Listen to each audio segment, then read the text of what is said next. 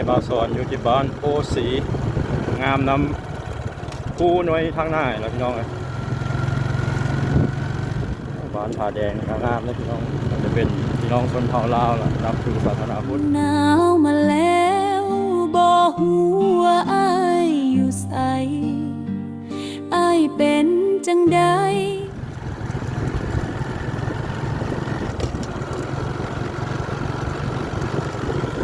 สบายดีพี่น้องวัดสุขสุขนตอนนี้บาวสอนอยู่ที่บ้านห้วยแอกเมืองยินบูนไปขมวน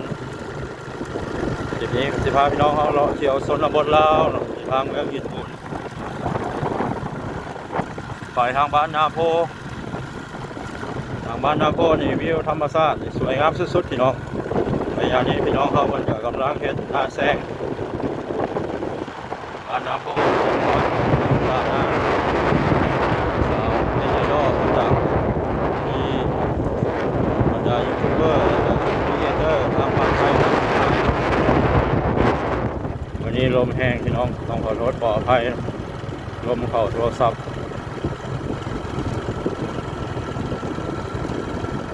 ในบาวสอนอยู่ที่บ้านโพสีติดกับบ้านห้วยแอง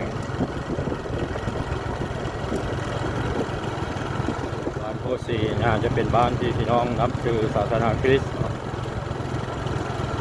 วิวงามขณะที่เราไปพายินปูนเอาไปตามเส้นทางนี้กับที่มีแหล่งท่องเที่ยวที่สวยงามเนาะนี่ขุนกองแรงตาดวังเยี่ยมกระบอนอื่นๆอีกที่สวยงามแต่ว่าคุณของแรงน่าจะยังบอลจะเปิดเชื่อกำลังก่อสร้างอยู่เนาะคลิปนี้เบาซอนสิบได้ไปทางบ้านถ้ามีนะคือหรือว่าทางคุณของแรงสิไปทางบ้านนาโพ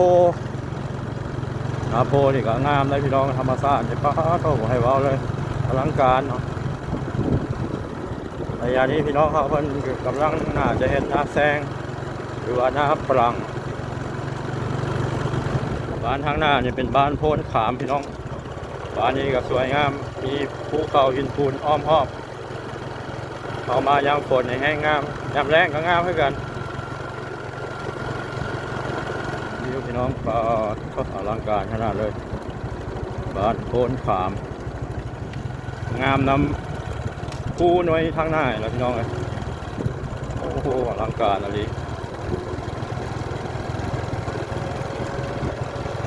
อยู่แบบธรรมชาติเนาะบ้านโพนขามบ้านชนเผ่าลาวมีวัด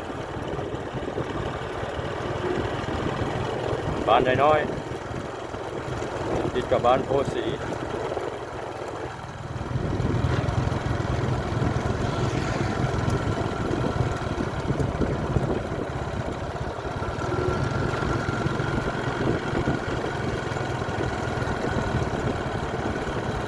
น่าจะประมาณ100 กว่าหลังคาเหมือนกันเนาะ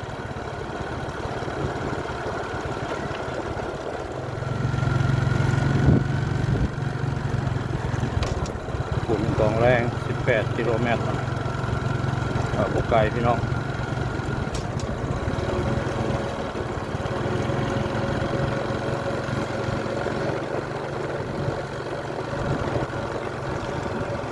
งามนำผาหินปูนไว้นี่ละเป็นเอกลักษณ์ซิกเนเจอร์เลยพี่น้องเลยข้างหน้าจะแห้งลายพี่น้องเลยผาหินปูน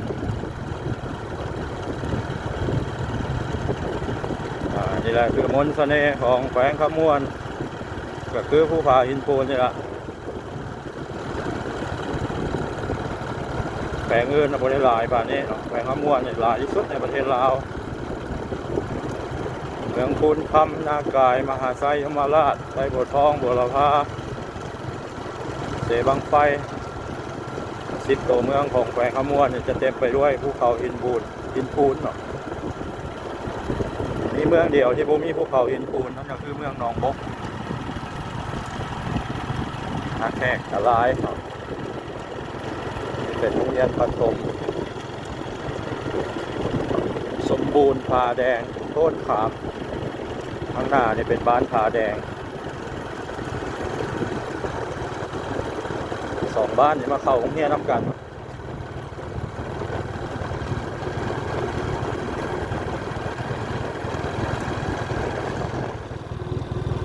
บ้านผาแดง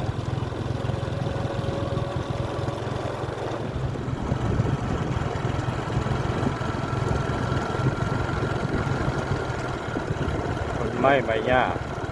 ใหญ่ๆกันยังหลายพี่น้องนี่เป็นต้นยูคาลิปตัสวิวทงหน้าจะสวยงามพี่น้องโอ้เขาจะเอาจุดต่อเฟืองคนให้ใจให้กันว่าการจูดในเทศให้ฝุ่นได้ปุ๋ยบ่เนาะอาจจะมีผลดีแถวนี้ก็จะบ่เฮ็ดนาแซงหรือว่าน้ำปรังเพราะว่าบ่มีน้ำมีชลประทานเราจะอาศัยน้ำฝนเฮ็ดนาปีผ่านผาแดง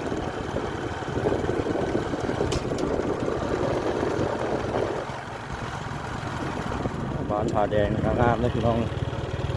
เมืองสารบ้านซองของเพิ่นก็อยู่ตีนผาเลยเนาะจะเป็นพี่น้องชนเผ่าลาวล่ะนับถือศาสนาพุทธมีวัด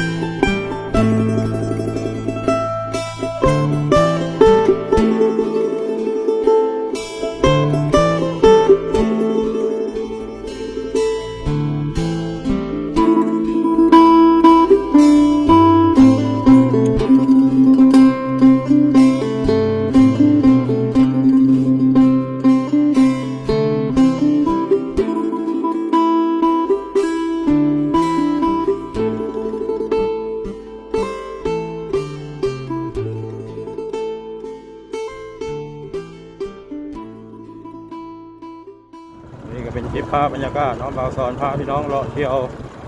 ชนบทลาวทางเมืองหินบูนแขวงขามวนแล้ววันนี้ขอปิดคลิปนี้ไว้ซ้ำนี้ก่อนพี่น้องเลยคลิปหน้าพบกันใหม่เด้อขอขอบใจพี่น้องทุกท่านที่เข้ามาติดตามรับชมเป็นอย่างไรก็สามารถคอมเมนต์ตามนี้ที่ชมได้ขอให้ทุกท่านอยู่ดีมีแห้งโชคดีเงินคำร่ำรวยสบายดี